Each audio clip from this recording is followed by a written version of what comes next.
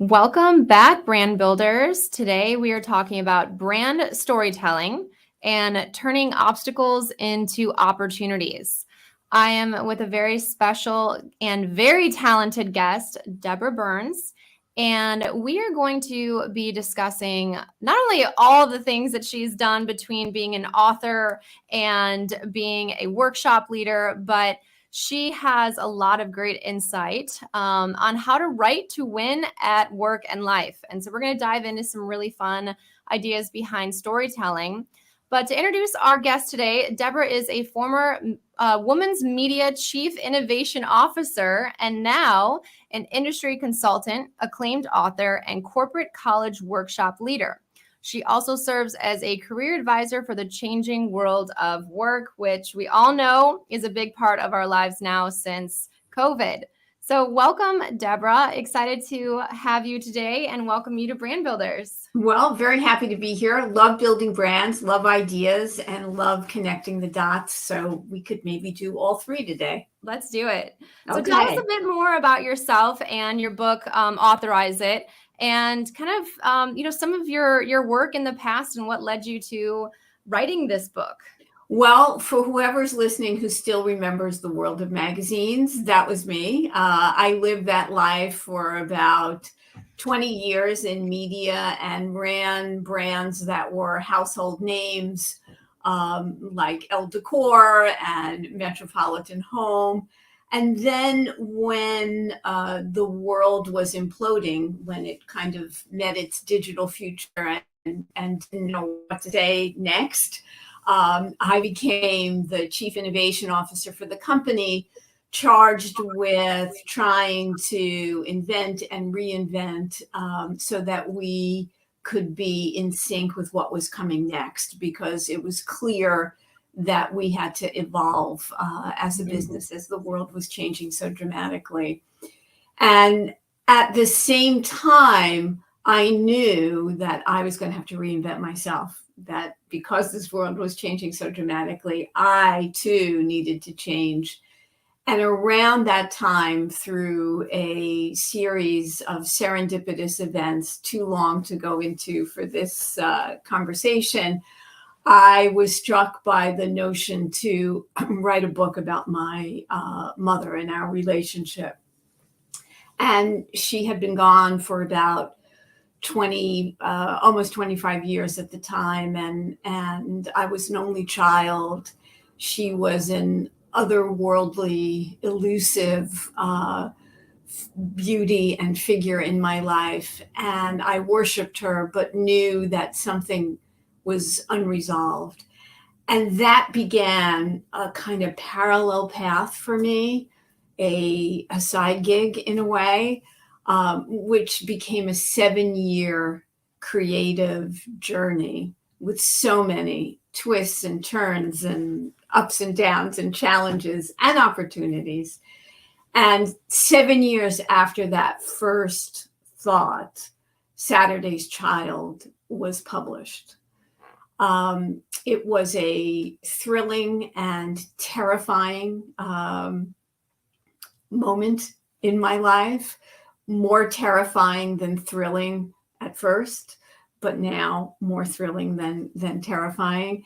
And writing that book and immersing myself in the world of storytelling actually gave birth to the second book, because I realized there was so much wisdom in the world of storytelling that all writers knew, but 98% of the people are not writers, and they don't have access to this wisdom in the same way. Right. And I felt that with my business expertise, how maybe I could stand on this bridge between the world of storytelling and success in the business world and take these abstract concepts and make them applicable so that you could advance your career and have more success. And that created the book here, Authorize It. Think like a writer to win at work and life. You don't need to be a writer, but you do need to think like one. I love that. Yeah, well, exactly. And, to the core of turning obstacles into opportunities. And I know you and I have chatted at length before about writing can be so therapeutic too. And I'm sure that journey helped process so many of these different things in the relationship with your mom, and then seeing how then you can turn that into a way to help other people. And obviously the book, Authorize It, coming to life from that. In your work and some of the workshops, and maybe even bringing in some of those other twists and turns that you've experienced throughout your life, what are some trends or trends within hurdles that you've experienced amongst people, and what stops them from getting started in this space? So, I mean, I can divide that answer between people and companies. Sure. Okay. Perfect. And I consider myself now a multi-genreist. I like In this. other words, usually with writers, like they that. stay in their lane. If you write beach read fiction, you're always doing that. But I didn't come to writing with that perspective. To your point, writing that first book was an emotional, cathartic experience that was full of revelations and made me a wiser person today than I was when that notion to write the book struck.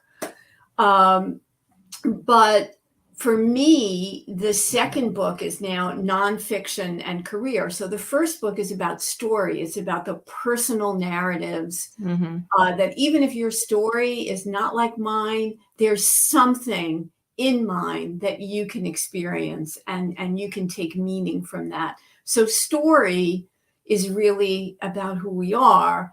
Then business with the second book is really the fuel for our lives. It's the engine. It makes everything else possible when we work. And the third book, which we've never talked about before, which is coming out in October, is actually in the children's genre. And it takes the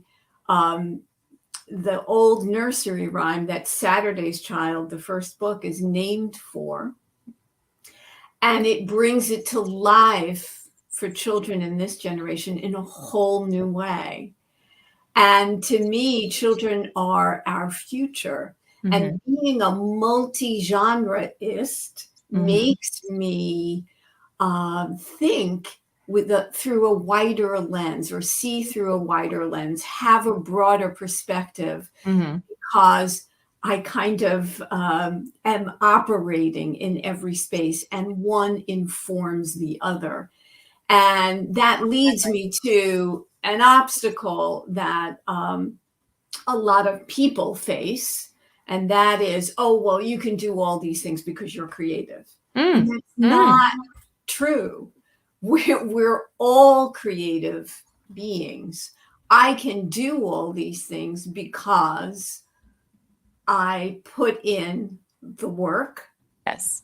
I face the blank page every day. I take intentional action every day. And all of that combined allows me to kind of take the ideas that float around us all, and then kind of internalize them and then make them real. But it's a process. As I said, that first book was a 7-year event that at many times just completely took over my life. And I worked harder than I ever had, because I had a business, I was consulting, I had clients, I wrote early in the morning. I set my alarm for 5 a.m. every morning, no matter what, to write for a couple of hours.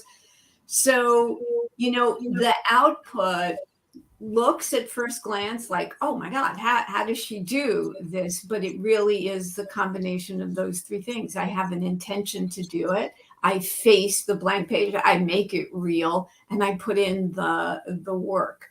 And we're all creative beings, and all of us have gotten an idea that struck. The difference is I went with it. I took it as my own. And then for companies, I think one of the biggest hurdles that has probably only been exacerbated in the last 2 years with the pandemic is kind of seeing themselves as the hero or the center of the story. And they're not the hero of their story.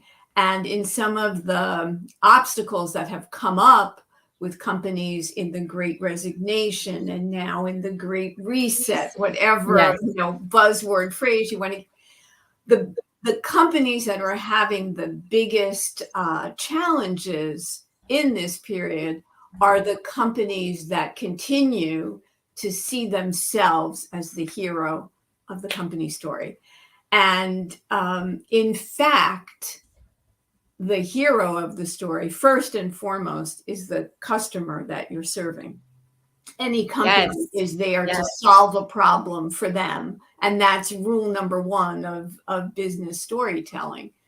But as we've learned, especially in the last 2 years, the talent that's behind your ability to serve that customer and serve them well is also the hero or the heroine of any company's story. And how you move forward with the talent that you have, how you nurture that talent and provide resources for them and listen to them. That is the great recalibration right now, because companies some are running scared, some are clinging to old structures, processes, boundaries, and some see that they've been just as successful with everybody working remotely. In fact, many companies have even been more successful because employees have discovered that they're happier. Many of them have. I think about latest surveys, about 76% of people do not want to go back to the work, certainly 5 days a week. And some are even not happy with 2 to 3 days, even a hybrid structure. So in this reset, companies need to really take a hard look at what's in the way of their future success. And when they take that hard look, sometimes they see they are actually in their own way. Yes. So that's what I see most of all on the people front and the company front. Well, and I love that was exceptionally rich, and I appreciate that, and kind of dividing it up in between personal and professional, because we live in a world now where everything is meshed. And one thing you said that I loved is we keep calling it the Great Resignation. It's the Great Recalibration. It is. And I think on both ends that resonates so well. Because brands need to rethink. And if they're stuck in the past and how things worked before the pandemic, we are a different world. We are different humans. We you can't live through what we lived through and expect to come out the same. And I think that's somewhat of the silver lining is we're not supposed to. There was an awakening in a lot of senses where how we worked generations and generations ago worked for that specific time period. You had to go into, in the Industrial Revolution, we're in a space, we have to clock in, clock out. You were measured by input output.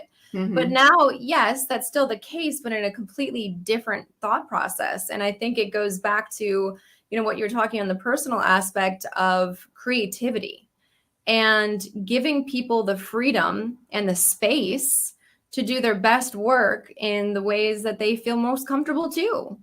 The other thing that I loved that you said is, because I get this all the time, you can do it because you're creative. You've got all these ideas because you're creative. Everybody is creative. Everybody is creative. I look at, attorney friends and I'm like, are you kidding me? You're super creative. You have to think through how you're going to deliver this case, there's so much creativity in everything. But when it comes to, it always does come down to grit. You've got to put in the time and effort as well. And one of the things that resonated a lot with me is I'm in a mastermind group. We meet on a weekly basis. And right now we're talking about purpose. And I think I hear a lot of the concept of frustration because it's like, well, what is this purpose that we have? And what are these grand things that we're meant to do? And what am I supposed to do for the rest of my life? And what I love about how you've positioned this is you found opportunity in 3 different sectors. On a personal level, where you were able to share your personal story. You were able to, ignite that fire within you. And that was a period of your life. Then that was your purpose. And then you found that translated into another period where you wrote a book for brands and brand storytelling and helping, people find their voice within that space. And I think it just made me realize that, your purpose might not be one, long linear thing. Right. It's going to change.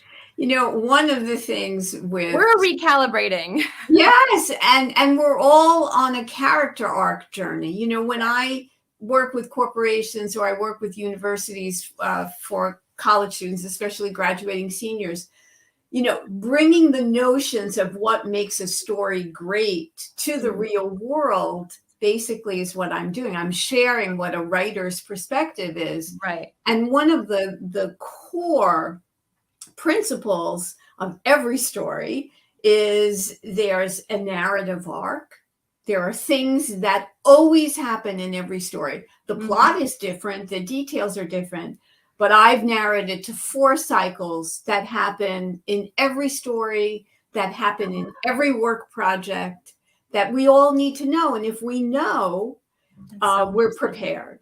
But at the same time, there's a parallel character arc because that protagonist, every single Netflix show that you've been binging during the pandemic, every protagonist is on a character arc and they become their better self or their best selves. We are all on a character arc. We are all in the process of becoming.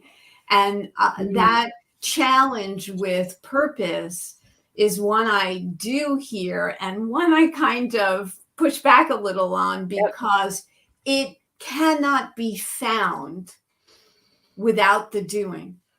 Yeah.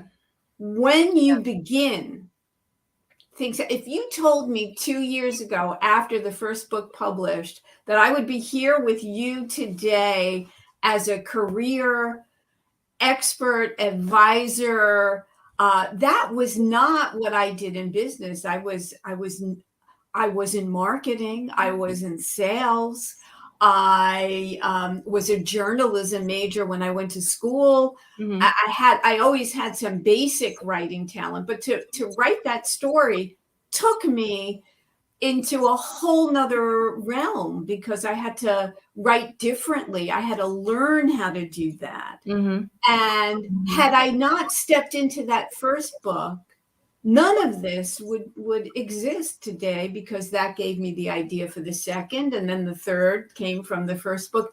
It was that step into the unknown, right, that actually helped me to discover something that changed my life. And, I think people really stress themselves out because it seems like everybody has found their purpose. Oh gosh. Except for them. And, expectations. There are 4 things in every story. The quest, what you want, what's in the way of that quest. So what you're going to bump up against all the time, and the actions and reactions that need to happen in order to move the story forward, and expectations, because those expectations are really account for some of the biggest disappointments in life that really don't need to be there. Everything that's happening is a building block for your life. There are really no mistakes. And you will, maybe there's a prodigy a year that just knows what they're supposed to do. They're going to write the next Beethoven's Fifth, or they're able to do that. But for the rest of us, your purpose comes from the actions that you take, what you learn, how you pivot, how you iterate, and then all of a sudden you're in something that you might never have seen coming. Yes. So that's what I would have you say in your next masterclass. I'm taking that. And over here, I'm just like, yes, spark, spark, spark. It kind of reminds me of some of the early narratives that I learned around like grief, and this idea that we're going to hit the destination. And purpose and finding your purpose isn't a destination. It's like you said, we're all in the process of becoming. And that process, I don't think it like grief, it doesn't ever end. You learn as you go. Like you said, the building blocks to that, they may look different every time. They may, they may take a different shape. They may pivot, but, purpose cannot be found without the doing. Absolutely. And the good news is that we are living longer. People in my age group now who have had these big careers, there's so much left to do. We're like a generation of boomers that like no other ever before. And so instead of having, to our earlier point about the old rules kind of governing how businesses are operating today, that old rule of we have to find what we love to do, and then we have to do it for 30 years and then retire from it. Yes. Totally not niche. True. Find your, yes. You may have 4 careers in your lifetime.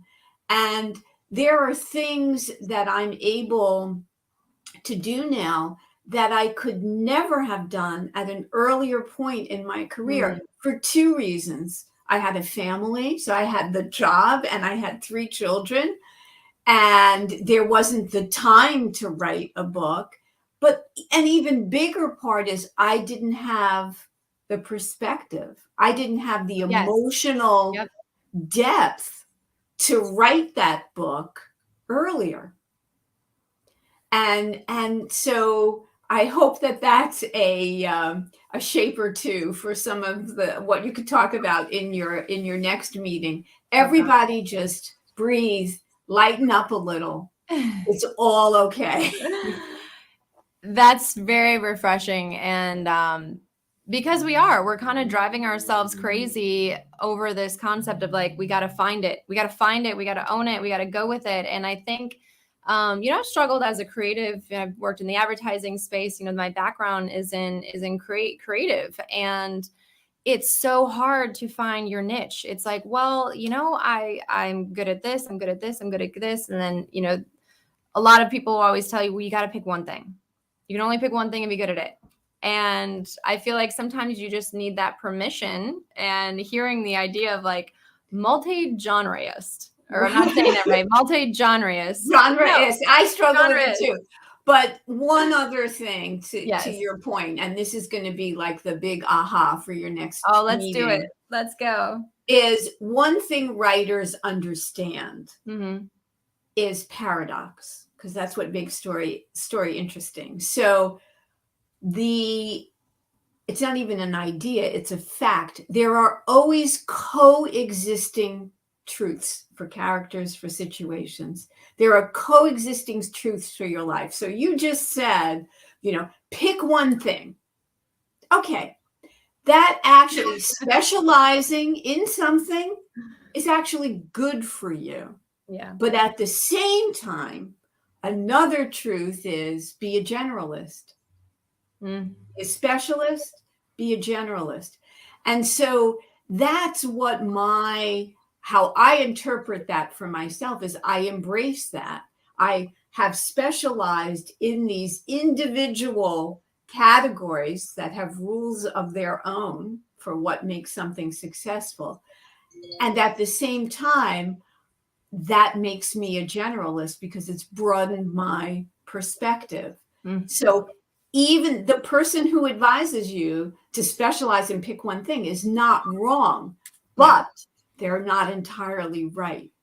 It's all up to the mindset of the person who needs to realize that it is on you. You don't need to find your purpose, but you are responsible for your own narrative and your own actions. And being a writer and writing successful characters and understanding how to do that makes that super clear.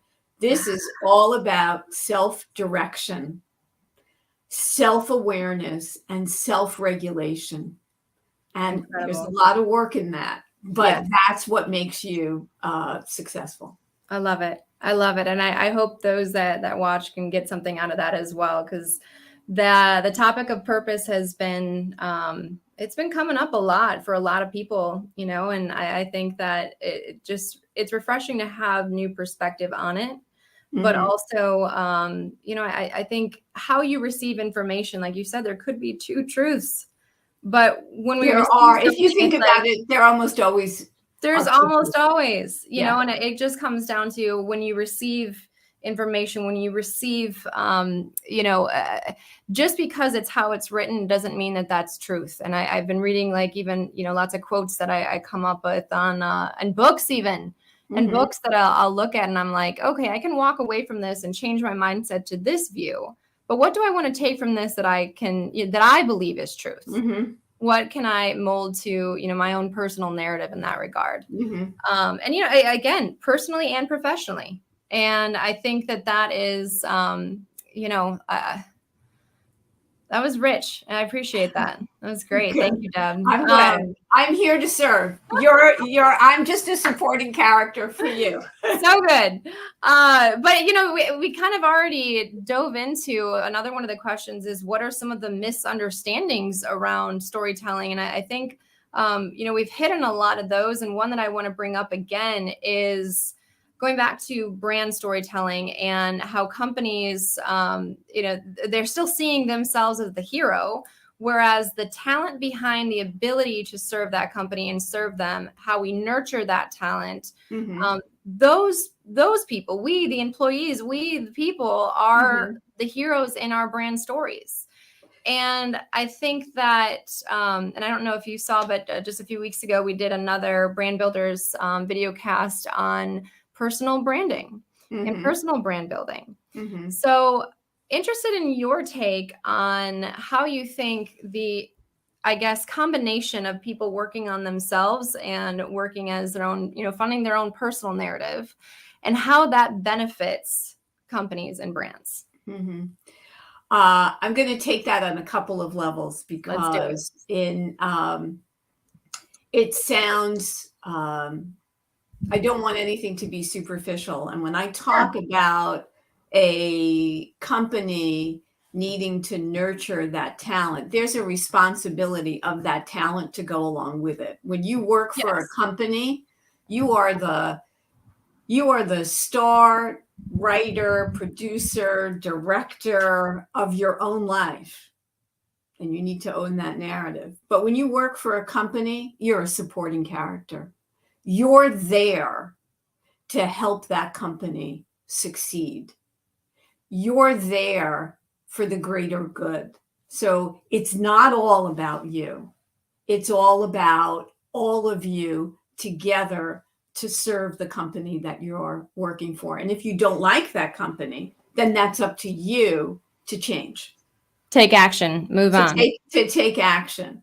So I'm really not about, you know, waiting for the company to, shower praise on you. It's not about any of that. Everybody has skin in the game, and everybody has responsibilities in order to move the company's story going forward. And I think that that's very important for people to just pause and hear, because in some situations it doesn't seem like there's a great awareness around what your responsibility is as an employee.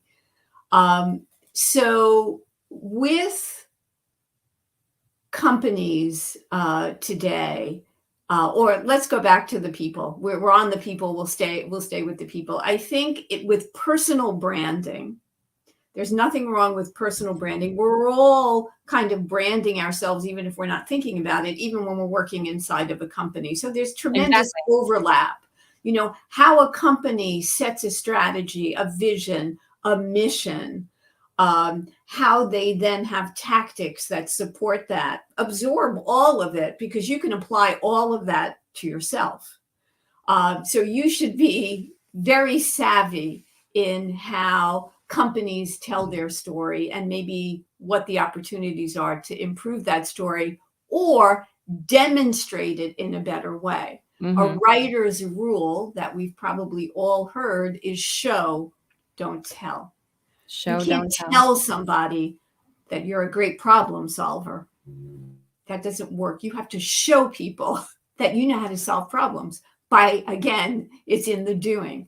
And in creating the situation so that you have the opportunity to show how you can develop solutions for problems. In the same way, companies may make a claim that, we're innovative.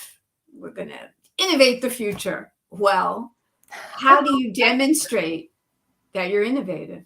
Right. Do you have a special venture, an initiative here? So the whole show, don't tell is very important to making the brand story come alive for other people. With individuals, owning your own narrative within a company and tying your narrative to the company's narrative. And this is particularly important if you're in sales. Actually, almost everybody is in sales inside of a company, even if they're not technically in sales, because you could be selling an idea, you could be selling a solution, you could be selling a recommendation, you could be selling someone you're mentoring. You're always selling something. And when you are, you have to be mindful of story intelligence. So one quick little technique is to be sure that you know the storylines. One thing that writers know is that the truth and the whole story is never visible. There are no subtitles at work. So it's up to you. It's up to you to interpret what's going on, to know what the history is, to know the present storylines. And especially if you are in traditional sales and you're talking to a client, you have to know everything about them if you're going to succeed. And the good news is it's never been easier to learn. Because information about someone else's strategy or their marketing promotions or whatever it is, it's available in ways it never was available before. So know your storylines, understand your characters. Sounds simple, but you need to make an effort to clue yourself into the people around you. The mentors, the antagonists, what's driving them. It's up to you to try to figure them out so that you have an understanding of their approach, how they best respond, what they respond to, it's all on you. And if you apply yourself to learning that and absorbing that, you'll be more successful. So know the storylines, understand your characters, make it exciting. Whatever you're presenting internally, if you read a book or in that Netflix series that we talked about, you might have been binging, right at the beginning, something happens. The story doesn't begin till something changes. Yes. And so that what's called an inciting incident is always like in the first few pages of a story. Otherwise, people are going to close the book and not come back. Yeah. And so if you're making a presentation, do you start it with some statistic and maybe slides of data? How are you telling the story that you're trying to tell? How exciting are you making it? Can you add emotion through a story, a testimonial? Can you bring it to life for the person that you're talking to in a better way? And then the fourth part of story intelligence is, how are you packaging it? A book is an item that, not to pick on Netflix, although they're all like how Bridgerton is packaged, right, makes it more compelling for the audience. How are you packaging what it is that you're trying to get noticed or sell? So those are like storytelling, whether it's personal branding or company branding. It all comes down to those elements for either side. Yeah. Well, and just thinking about brands and companies, I mean, as they are stories, and thinking about employees as characters and character development. It kind of reminded me of like this Myers-Briggs test or like the Enneagram, and understanding, identifying the key players, identifying the people within the organization and how that plays out. What is the story that you're telling there? I do think, going back to a bit of professional and personal branding, I think where my head kind of goes to, well, if your employees are engaged with learning and discovering themselves and discovering how to tell their story and their narrative, then they can better understand the company's narrative and start to talk about and share about the company's narrative. But the one thing that kind of comes up to me, and you'd mentioned that, they have opportunity to learn it. But a question that came up for me before was, are we doing enough in organizations with new hires that aren't in marketing or sales, but everybody in the organization, giving them some sort of brand training? Have you seen that in the companies that you've worked with? Do everyone from the janitor to the CEO, do they understand our brand story? Do they understand how to speak about the brand? Do they understand the key players? I would say that most onboarding experiences do not have that. Right. I can't think of one that I've been through. Yeah. And I would also say that most entry-level jobs, if not all, don't have that built in. And entry-level positions are actually the people who need it most. Like you can shape. That's kind of my work with universities, is graduating seniors go through this before they step into their careers, and it makes them ultimately more successful when they do. So I think, again, if companies are now in the business of listening to their customers and to their employees, if they are putting them first, I think that they would see that talent resources, which would include business storytelling, brand building, and even helping people to find their personal narratives. Right. And if we have time, I can give like one simple way for people to start thinking about that. Because I always like to have a takeaway, but I think we're getting close to. Hey, this is rich, and I don't want to cut you off just on the purpose of trying to make time. So, take your time, Deb. Well, those four story cycles that I mentioned before, Right. they are shift. Something changes the landscape and requires something new. That happens at the start of every project, whether it's simply a process project with inside of a company or an M&A or anything that goes on inside. Something changes and it needs a response. Shift. The second stage of any story is instability. Why? Because now you're in new territory. You're not sure. And so some bad things happen because you have gone into the unknown and there's uncertainty. And in that uncertainty, there lives ambiguity. And when you're in ambiguity and you haven't been there before, there's trial and error. So that's the instability phase.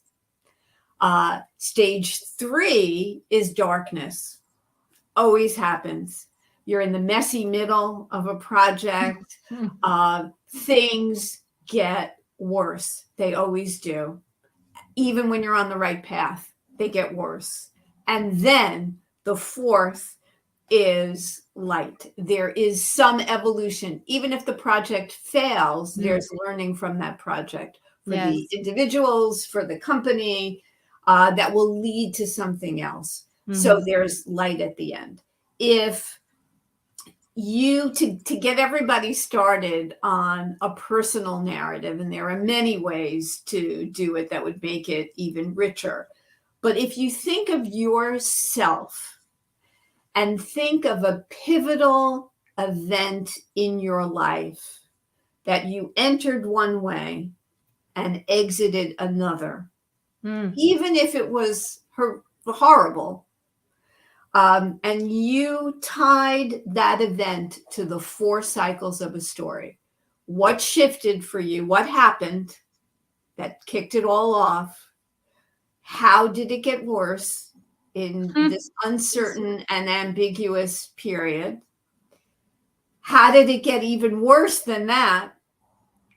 And what did you learn by the end and come into the light? You will begin to see how your responses, your emotions, your actions and reactions, the conflicts that you overcame to get to that light period, they're going to reveal things about you. And if you can turn that into like a one-line story thread. Oh, here comes the hard part. Yeah, well, the defining lines are the worst part, even for writers. But right now, if you could just say that this terrible, even if it's a terrible thing, this terrible thing happened and rocked my world. And then more terrible things happened because of it. And then more, but all along the way, I was solving them. And then now, because of all of this, I am blank.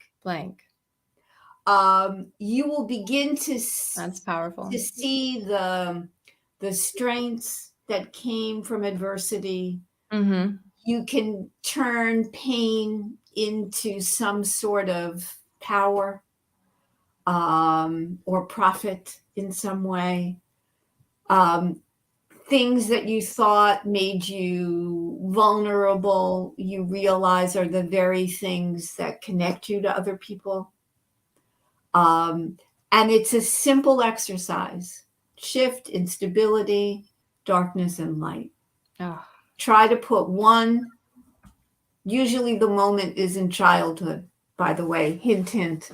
Funny The pivotal moment is in childhood. That still affects all of us today. And you'll begin to see how you've worked through things in your life, and it makes you able to own the strengths that came from it.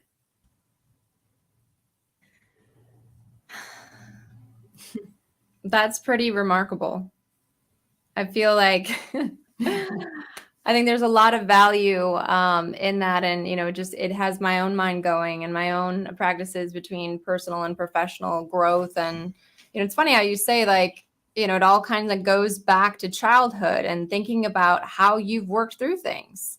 Because sometimes I think that's not what we really pay attention to is, what is it about ourselves that help us get through to the next phase? And that's the same way you can look at business. Things happen in business. There's darkness in business. There's downturns, there's upturns, but there can be light. And it's just in all how you think about it and how you lay it out. And I can see how that would be a really strong practice for anybody, whether you're well, wanting to do it it works for on a personal companies too, because Yeah, that's where absolutely. the company story is. It's in that Completely. change in the marketplace Yep. that pushed you in one direction. You didn't know where you were going. You had an initial idea. Oops, instability. Oops, darkness didn't quite work out that way. And then all of a sudden you developed sticky notes. Yeah. When you went into it trying to do something else. That same exercise helps companies find their story as well. We talk about for individuals, it's understanding what you did in childhood, but for companies, it's like, what did you do as a startup that got you where you are today, and what are some of those narratives that you've held on to, and where do you need to make those shifts? Well, how do you go through the darkness and into the light? You got to find that core. Every few years, Steve Jobs has a video that he made so many years ago that's so brilliant, that was the fuel for probably the greatest commercial ever made about honoring the crazy ones. Honoring the okay. Oh, and okay. Yeah. I mean, it's just an amazing piece. It's a 3-minute genius piece. I need to go watch that again. It's been a while. I mean, if you search for it, because it's been on LinkedIn this week from a few people, and I happened to see it again. And the most important takeaway there, and Apple had many ups and downs, and getting to that essence of the story of what you're really doing. And by telling that story and packaging it in the way they did without ever mentioning the product at all was so brilliant. And they went through the 4 story cycles, and that commercial turned them around. And that was the light at the end. It's not the end. I mean, that was the light in that moment. It's all continuous improvement. Still going. Absolutely. For sure. I feel like you and I could go on for another 3 episodes, and you might have to cut this one into 2. I know. Deb, this was amazing though. And, I want to make sure that we have a moment to share with, our viewers, where can they find you? How do we connect with you and buy your book? So thank you for that. Of course, books are sold everywhere online. So Saturday's Child, Authorize It, Think Like a Writer to Win are available on barnesandnoble.com, amazon.com, anywhere that you can find books. And the new one will be out in October. There is a website, Deborah, Deborah, Burns, Burns, author.com. There's more about me, about the books, a lot of the media that I've done in and around both of them. Of course, LinkedIn, Deborah Burns. Yep. Connecting there is always great. And for the companies that may see this, that want to perhaps book a workshop or an engagement, there are 20 different modules that I do on everything from the business storytelling and personal narratives that we talked about today to leadership, sales success, emotional intelligence. There's so many different modules. And the latest one actually is on success and thriving in a hybrid world, that a lot of companies are booking because they are trying to make this transition, this change for employees that are reluctant to go back and have a lot of resistance to it. They're trying to make it easier. So I have a workshop just on that. So anybody that wants to book one can just email me direct at db@deborahburnsauthor.com or on any one of those platforms. And I'm on Instagram and the rest. Well, I'll find you on Instagram, but I did pick up my copy of Saturday's Child. So I'm going to start diving into this. That'll be, and it's going to mean even more because I can hear or I can read it while hearing your voice as I'm reading it. Well, I hope you enjoy it. Awesome. Thank you, Deb. And I'll be sure to put those links in the description of the post too. So really rich conversation. And I appreciate you taking the time to share with us and our community. So we'll definitely stay in touch. I would love to. You're a great moderator and interviewer, and I see all your assets and skills, and you have a pretty strong personal narrative. So I hope to stay in touch. Thanks, Deb.